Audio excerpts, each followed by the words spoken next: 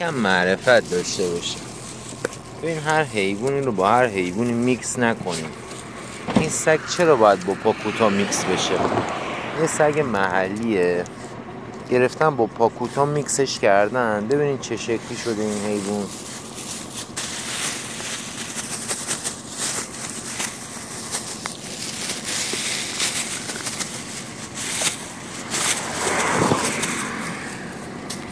این حیوان به چه روزی افتاده. قیافش رو ببینین، شبیه استایل پاکوتاه، ولی صورت سگ محلی. بابا هر چی رو با هر چی میکس نکنین دیگه. اینا گناه دارن، تهش میشه این میندازنش بیرون، خیابونی میشه.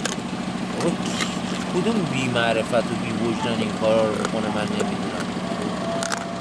عین این من تو این چند وقتی نزدیک 100 تا دیدم.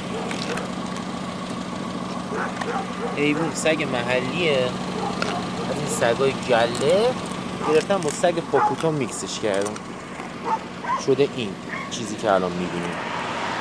سگ کلا استایل پاکوتا، صورت سگ محلی.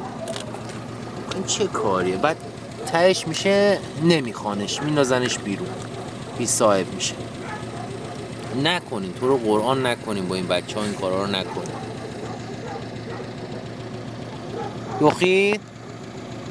دوخی بذار پلاستیکو برات باز کنم.